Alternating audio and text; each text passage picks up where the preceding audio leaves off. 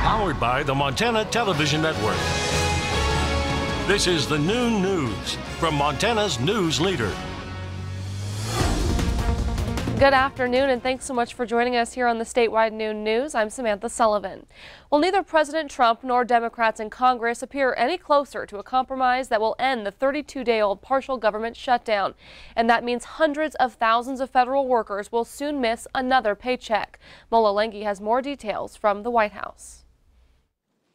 Senate Republicans will introduce a bill to end the partial government shutdown that incorporates President Trump's offer to break the logjam. What the president wants is very clear. He wants an open government and he wants a secure border. His plan does that. We hope they vote on it actually today, but it looks like it probably won't be until Thursday. The president's plan includes 3 years protection for some refugees and so-called dreamers. It also includes $5.7 billion for a border wall.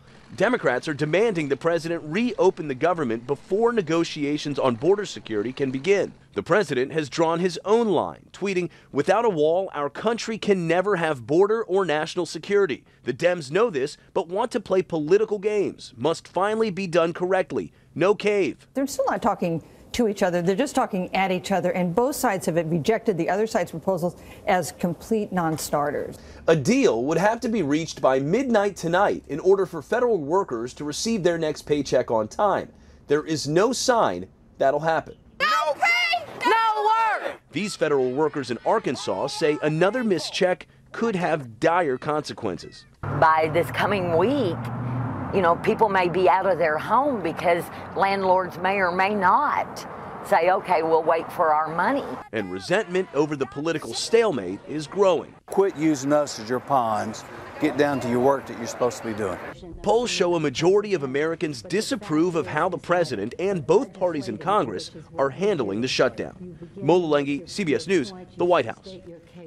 The House is expected to vote this week on a package of spending bills to reopen most of the government and provide $1 billion in border security funding, but not the wall.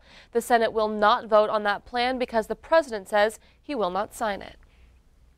Well, a prominent Fox News anchor is back home and safe after a car wreck here in Montana on Monday. Bret Baier, the host of Special Report with Bret Baier on Fox, was reportedly in a serious car wreck Monday morning, and he and his family were briefly hospitalized before they were able to fly home. That's according to a post on Baier's Facebook page. Baier and his family were skiing in Yellowstone Club over the weekend. According to that same Facebook post, Baier is expected back on the anchor desk for his show tonight. He says he's thankful for the support and reminds everyone to always wear their seatbelts. And now we're turning things over to the Weather Center. A friendly face in for Ed, and he set you up, Rob Yes, Griggs, who's back here with us. You have to deliver the news of snow. Yes, I do. Well, you know, I was just in time to be able to tell all of Montana that we have yet another storm system moving into the state. Yeah, lucky me indeed. Well, it's January. We can't forget that. Let's take a look at what we have in store. Watches and warnings posted already. Most of these beginning tomorrow through Thursday morning. A winter storm warning up in extreme northwestern Montana, and then winter weather advisories with various amounts of snow expected. Of course, driving conditions for western and central Montana will be atrocious once again as this storm system moves through. How much snow? Well, you can kind of see the pattern. The darker colors show the higher amounts, of course, in the mountains and in the passes. But for the most part, northeastern Montana should skip this one. We'll give you the complete statewide forecast and all the particulars in just a moment. Samantha? Thanks, Rob.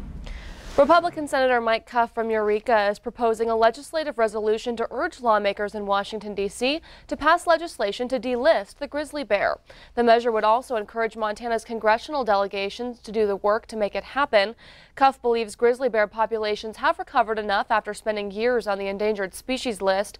Still, he says a delisting does not necessarily mean no protections for grizzly bears at all. Many protective measures continue in place. Federal agencies like U.S. Forest Service have already been studying continuing regulations for grizzly bear protection. This is not a removal of everything. There is another factor in this piece of legislation, the right to hunt grizzly bears. Cuff says if passed, that decision would be up to state wildlife agencies. Meanwhile, a proposed bill would honor a fallen Montana deputy by establishing the Mason Moore Memorial Highway. At the legislature on Monday, the House Transportation Committee heard House Bill 156.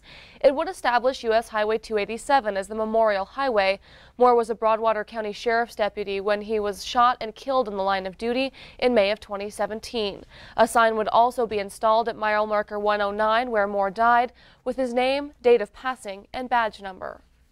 It's a way just to honor him and bring some closure and also put that to remember that law enforcement officers are human and they have families and they're loved by somebody out there too.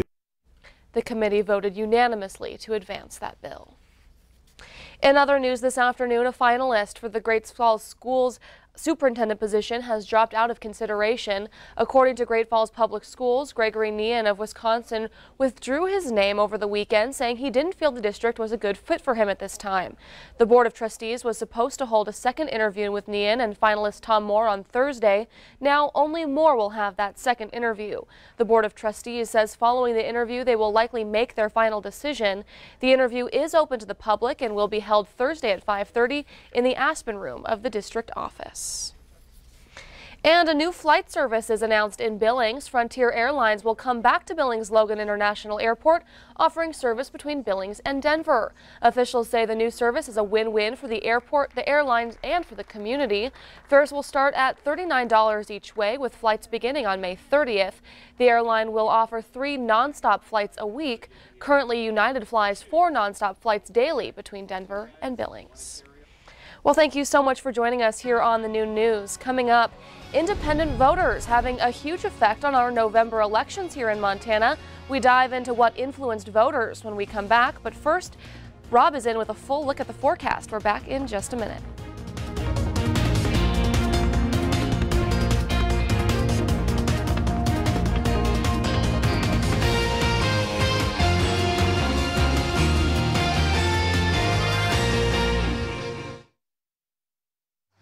Watching MTN News with Samantha Sullivan, Storm Tracker weather with Ed McIntosh, and Farm and Ranch News from the Northern Ag Network. This is the Noon News on Q2, Montana's news leader.